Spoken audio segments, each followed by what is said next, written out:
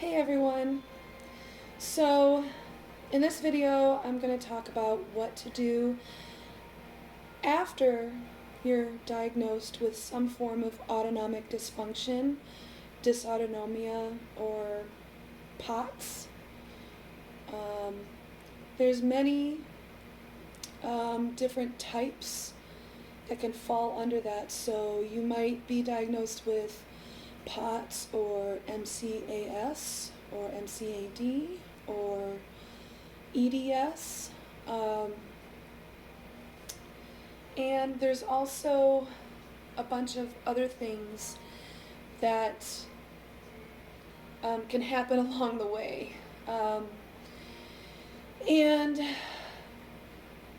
I have lived through it, and I have been to the bottom of the barrel,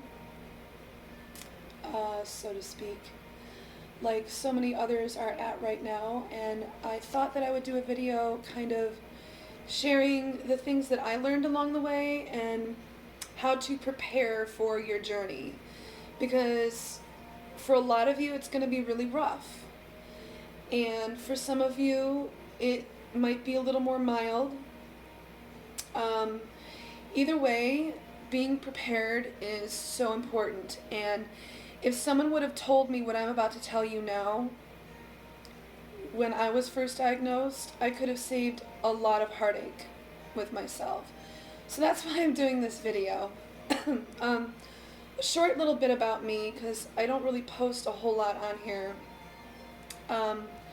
So I was diagnosed with POTS in 2015. 10 years after I had been showing symptoms, but it got to a point where it was so severe, I actually had to move states. I had to move from Florida to Michigan to actually get a proper diagnosis and get treated properly. But, and then in 2016, I developed MCAS symptoms. I'm not diagnosed with MCAS, so I don't know if I necessarily have it. I'm pretty sure I do, because when you have one form of autonomic dysfunction, you're usually going to have a secondary disease or disorder along with that, that you already have or will show up eventually. So let me just get started with POTS, okay? So you've had all these issues with your heart rate and fainting and not being able to breathe properly, being really lightheaded and dizzy, sometimes having blue lips or white hands, or and you finally got a diagnosis. And some of you are going to be so ecstatic. Oh, yes, finally a diagnosis, you know? And some of you will be like, okay, now that that's settled, what now? You know? So I'm just going to give you some tips that I learned. Now, I had it really, really severe for a long time. I was actually bedbound on and off for 10 years, but mostly for about 4 years. And I didn't respond to beta blockers. I actually was allergic to all of them, and something happened with me where when I would take a beta blocker, my heart rate would drop way too low and my blood pressure would drop way too low. Now,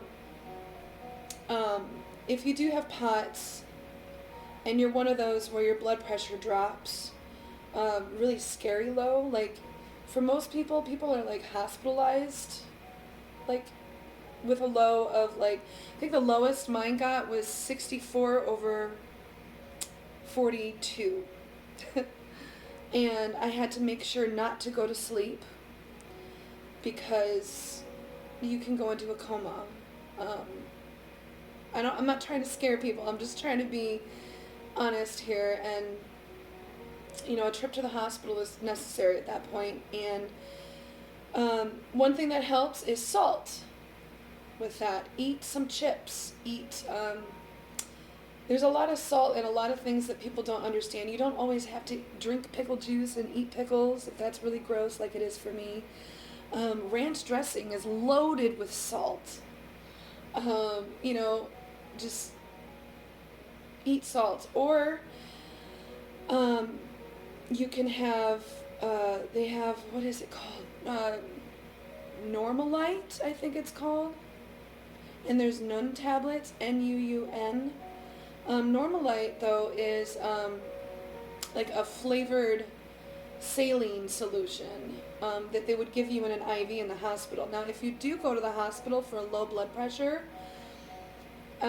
ask them to give you saline, because that is salt water, and it will make your blood pressure go back up to normal, and it will make you feel a lot better in most cases. So try that out. Another thing, these are awesome. Gatorades, or Gatorade gives me acid reflux issues because I have stomach issues, so I don't drink it all the time, and if I do, I water it down. But there's other things like water with electrolytes in it. But if you want the salt, you're gonna have to go with like Gatorades or Propel, things like that. Just, you know, a little bit throughout the day, off and on, just to keep your blood pressure normalized and to actually keep you hydrated, because a lot of people with POTS have a hard time retaining water, and you're going to be drinking a lot of water, like a lot throughout the day. You're going to have to probably drink more water than the normal person throughout the day, just to be able to not feel like you're going to pass out every 5 seconds. So, I mean, I buy bottled water. I know, that's kind of bad, but I recycle at least, but still.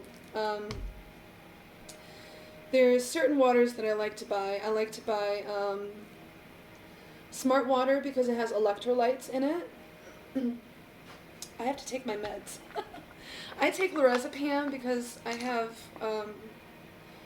I developed PTSD through everything, which is again why I'm doing this video, to help people prepare for what's going to come, because had I known, I probably wouldn't have been so freaked out and developed PTSD. But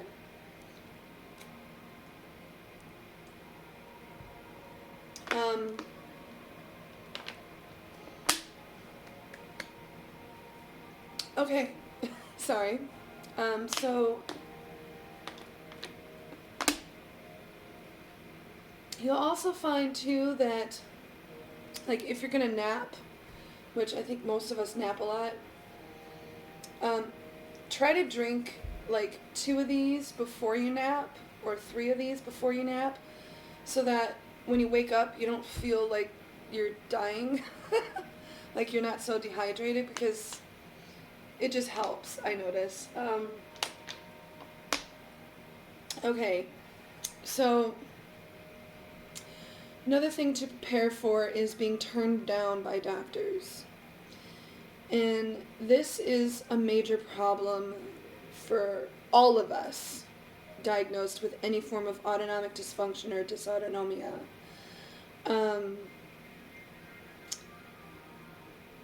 Yeah, it's probably the biggest problem. Like, it's one thing to feel like death all the time and to not have your family understand what's going on, because the doctors don't understand, and then the doctors tell the family members wrong information, and then the family thinks we're crazy, you know, things like that. But being turned down by doctors is really, really hard, because you might be the only person for a while that knows that you're not crazy. Even after a diagnosis, you're still going to be getting runarounds, and it really sucks. But I wish someone were to tell me that beforehand, because I could have tried to mentally prepare myself for that.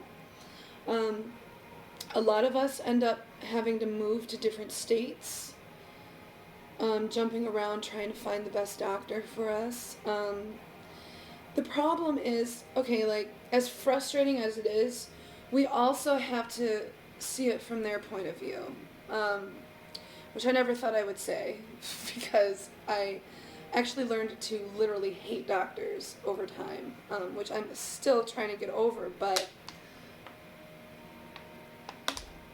um, from their point of view, okay, we have so many different symptoms throughout our entire body, from our brain to our eyes to our lips to our mouths, our throats, our hearts, our stomach, bladder, everything, head to toe, constantly. Sometimes we get sensations like we're having a stroke, where part of our face will go limp.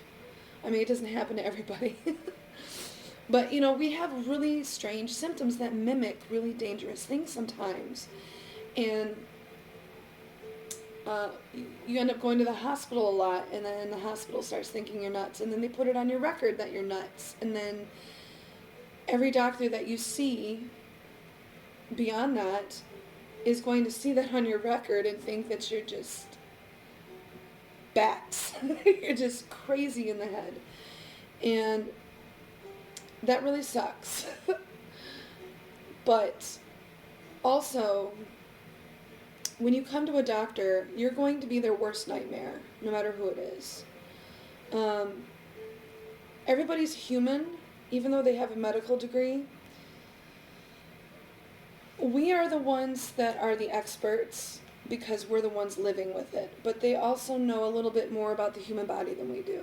So it would be really great if we could all just kind of fuse together and work together on it. But sometimes it's really, like, impossible to do. Some doctors are really rude. Some are mean. And I think that stems from when we go to the doctors and we're like, oh, okay, I have this, or you pull out a list of 200 symptoms, and literally 200. And they're kind of almost scared to handle you because they don't know where to even begin. And you tell them you have POTS, or you have EDS, or you have MCAS, and they've never heard of that, And so they do a quick Google search, and the Google search results aren't even accurate. So, I mean, you're not going to want to bombard the doctors. I learned this over time. It took me years to understand.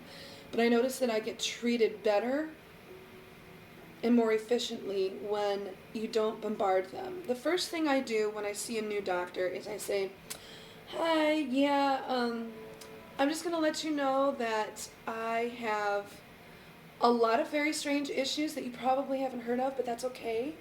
Like, as long as, you can work with me on it, it's cool. I have a lot of different things going on, but if you're not up to it, it's okay. Let me know, and I'll find somebody else, or, let's work together on this, and I'll, try to help you out, too, in learning about this, and let them ask you the questions. Like, we get so into our heads sometimes, and it's so easy to do, where we're just in such agony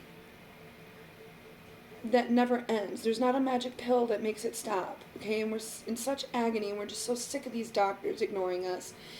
And what happens is we go into the next doctor, and the next doctor, and the next doctor, and we're pissed off the whole time. We're like, well, I got this, and this, and this, and this. What are you going to do? This doctor doesn't give a shit. That doctor doesn't give a shit. What are you going to do? Like, we're just pissed off because we're sick of it, and we already know that this doctor's going to give us the runaround, so we're already putting it out there in the universe that whatever, why am I here, And that doesn't help the doctor either, because that might be the doctor that's going to help you. And it took me a long time to learn that, and I still have to calm myself down when I go to a doctor, because I'm already putting it in my mind that they're going to give me the runaround, or send me out for tests that I don't need, or try to give me drugs that I don't need for something that not even going wrong with me. Like, and it's going to be the case a lot of the time, but it's not always going to be the case. There are people that care. It's just, you gotta find it. That's the problem. And let me tell you something. I'm really, really stressing this is that when you go through 20 doctors that either treated you like shit or gave you the runaround or just told you you're completely nuts and whatever, just know that that's not the end of the road, okay? And just let it go. Like, allow yourself to feel pissed off, okay? You have to allow that because it's healthy. But then you have to just sort of, okay, what's the next doctor? You know? And then don't all of a sudden take all that baggage and pin it on that one doctor. It's kind of like all of your exes that cheated on you and you're trying to date someone and you're like, they're going to cheat on me, blah, blah, blah, blah, blah. Yeah, don't do that with doctors. Because it just doesn't work out for anybody. And if they were willing to help you, they're not now after that. So, okay, moving on. So,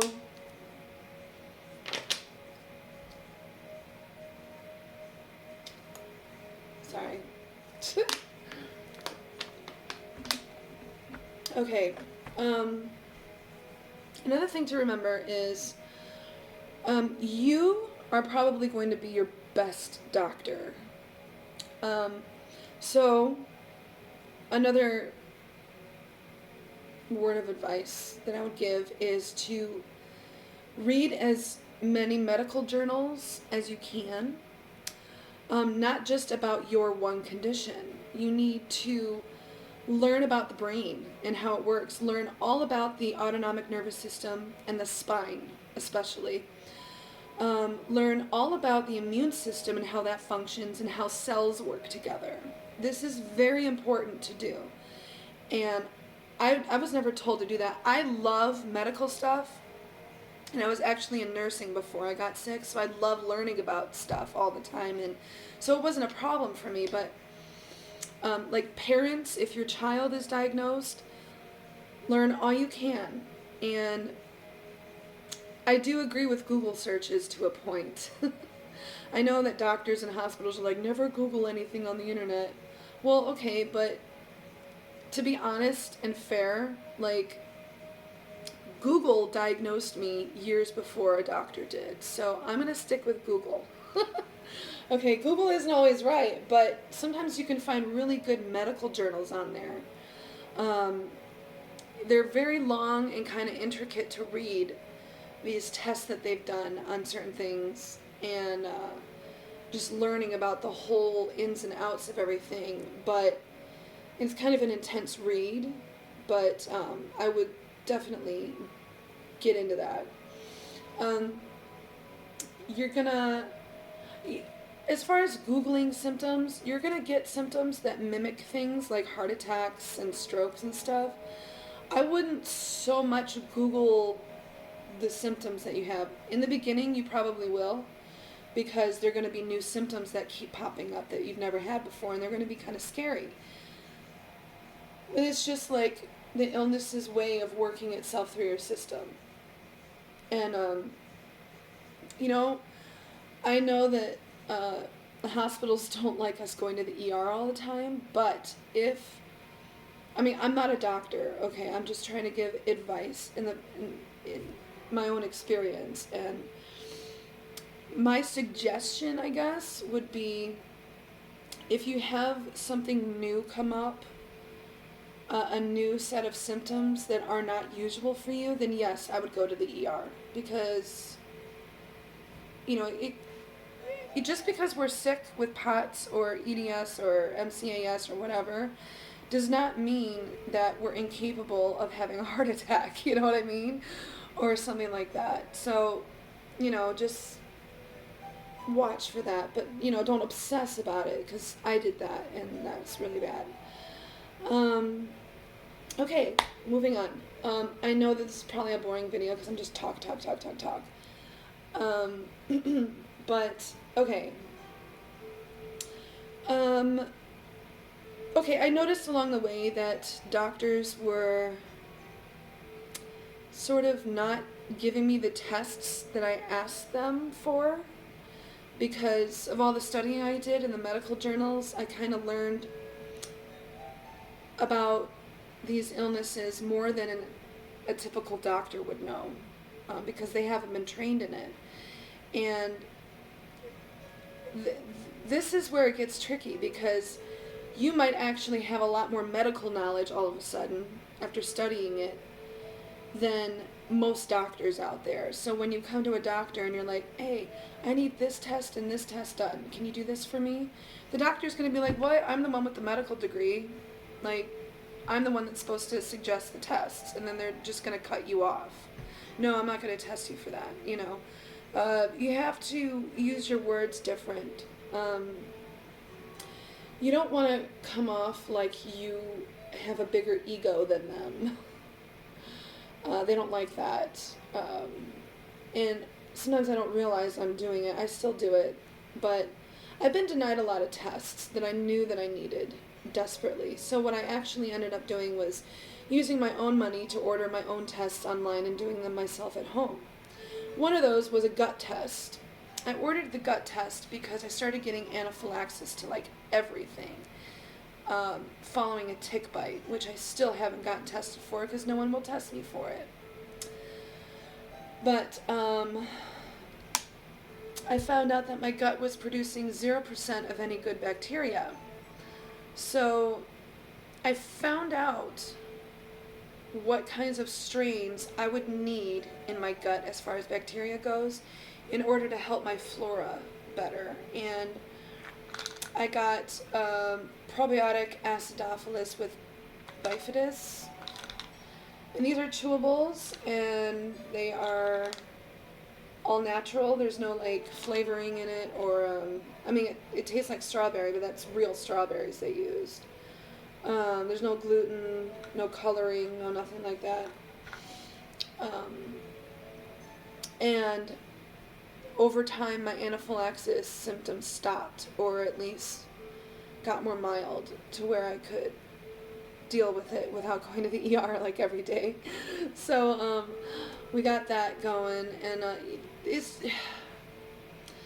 I just want people to prepare for this after their diagnosis, because it's going to be a weird road, and it's not going to be so hard for everybody. But for a lot of us, it's going to be very, very hard, mentally and physically, to deal with. The first thing I would do after you get diagnosed is find a therapist, because you are going to need it. I don't care how strong you are. I'm a very strong person mentally. I've been through a lot of trauma growing up, and I dealt with it pretty well, considering, and I just seemed to be okay with trauma mostly. But when I went through all of this, it was like nothing I could have ever experienced in my life. Like, going through this whole thing was worse than any of the childhood trauma that I endured, which was still really bad. So, I mean, but that's me. Like, here's the other thing, too, okay? Everybody deals with things mentally differently. Like, what's terrifying to me might not be for you, and vice versa. Everybody,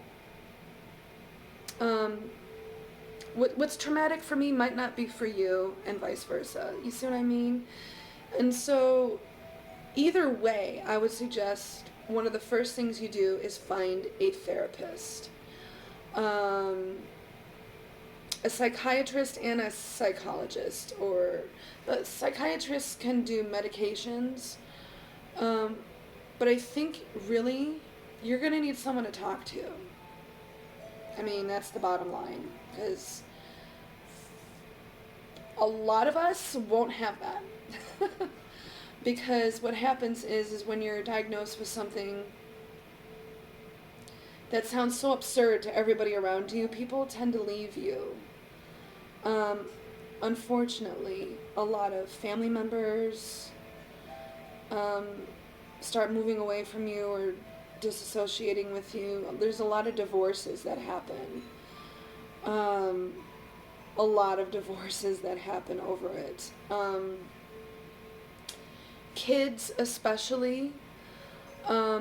A lot of teens and kids get diagnosed with this so young when they're, supposed to be out playing and in sports and dance and doing, whatever. And then all of a sudden this hits them and their whole life is taken away from them. I mean, it's going to be really, really hard on them. And families need to try to be as supportive mentally and emotionally as well as physically as much as possible. And okay, here's the other thing, and this is more so for the families associated with people that are diagnosed, families and friends. If someone is going through a form of this, then, and you want to support them but you don't really know how, try not to say things like that would undermine what they're feeling, or make them feel crazy, or like it's no big deal, or like they can try harder or do more, or don't do that. And because it's extremely hard. We don't look sick. Right now I'm having like 5 different symptoms right now, and you can't tell by looking at me. I am extremely dizzy, I'm nauseated, and I'm having heart palpitations, and, I mean, you can't see that by looking at me. I can still have a full conversation with you, feeling like I'm lightheaded and going to pass out. You need to just try to be more understanding, and if you can't be understanding, then don't say anything at all. Because it really hurts people that are going through this. It's okay that you don't understand, but just try to be a little more emotionally supportive, that's all. Like, they need to be held and hugged and nurtured more than they need to be told to get up off their lazy ass and do something. You know what I mean? Like, yeah, some of us are really strong and everything, but let me tell you something, this really knocked me on my ass, I'm not gonna lie, and I was like catatonic or something, like, and it's not gonna happen to everybody. You know what I mean? Not everybody's like that, but I never had anybody there to hold my hand or comfort me or tell me I'm okay or tell me that I'm okay for feeling that way too. Instead I was told that I was wrong for being upset about it or crying about it or having to be bedbound for a long time. I was wrong in some way, so it doesn't make it go any better. So I'm just letting you know. Try to be as supportive as you can because it's so important for our mental health. Okay, so this video is getting kind of long. So, okay. I'm just going to run over some tips really quick to deal with MCAS and anaphylaxis. Okay, cutting right over to that. Okay, number 1, vitamin C.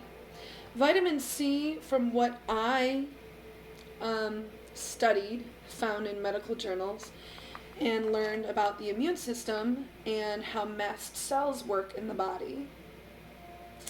Vitamin C actually,